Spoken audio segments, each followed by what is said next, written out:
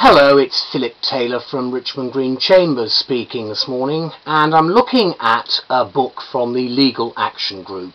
Always a great pleasure and privilege to review these works.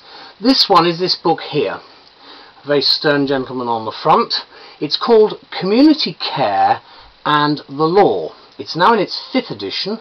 It first came out in the 1990s and is an excellent publication written by Luke Clements and Pauline Thompson, with contributions from a range of people. We've given it a title which is on the web of Involved in Community Care. This is the leading text on this complex and diverse subject, now in a new edition from the Legal Action Group. Let's just have a look at the book. It's over 1,000 pages. It's a heavy book. That's the spine, and there's the bit at the back which gives you some detail. As I say, 5th edition. The appendices are relatively small. You can see they're right at the back. There's a shaded area so you can find them very quickly. They basically cover the legislation, and they're extracts, not the complete pieces of statute law. Then there are the regulations and directions and precedents, and of course right at the back you've got the standard very detailed index.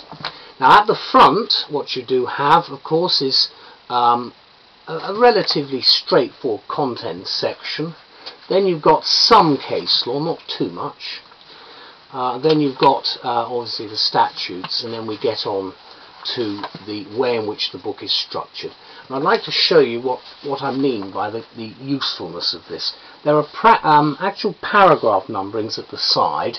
There are in fact footnotes as well, which are extremely useful. You can see some of them listed there. But what we have got here is various diagrams which assist in the way in which community care is actually operated and the various issues. As I say, that there aren't too many footnotes, but there are enough to keep one going. The book is actually, as I say, over 1,000 words. It's a heavy book, and it's got a lot of detail, very much in keeping with what the authors have intended.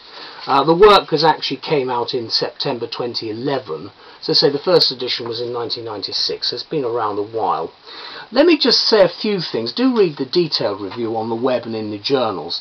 What we're saying, for sheer complexity and diversity, there can be few fields of law more challenging than community care, and as Clements and Thompson point out, community care law results from a hotchpotch of statutes, all of which create a legal landscape where legislation overlaps, not to mention the overlapping, of course, of services, and where for every general rule there is at least one exception. So no change there for the common law and everything else, but you see the way that the law is developing, and very much the flexibility. Maybe some illogical distinctions from time to time, but there is the flexibility there. These points are certainly made manifest as well as obvious when you read through this thorough and comprehensively researched volume. Obviously there's a lot of work because there are additional people who I've not mentioned who obviously have contributed a large amount of work to this particular volume. It's fair to say that the sheer scope of the subject matter alone is more than a little daunting, as community care involves assisting the vulnerable to live independently, either at home or in a care home. The law in this area therefore touches on many different disciplines, from health, care, education, social services and housing to support for asylum seekers and basically issues of human rights. As the introduction to this work of reference reminds us, community care is at the heart and is about provision in the community of home helps, day centres, meals on wheels, and when necessary, accommodation in care homes and more besides. And I think it's very important at this particular time, 2012 is when I'm recording this, when we're going through what is a very difficult financial period for everybody. Let me conclude by saying that it's easy to navigate this book. I found it very helpful. The book provides a detailed 80-page index, at least 13 flowcharts and 3 appendices, which, as I said and I showed you, contain extracts from the statute law issues. I think within its 1,100 pages, what you've got is a meticulously footnoted book.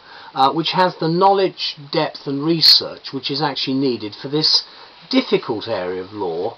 And I would like to thank Legal Action Group in particular for continuing with the publication of something that's very important to us as practitioners. So can I thank the two main authors, Clements and Pauline Thompson, and also the contributors for the excellent work they've done.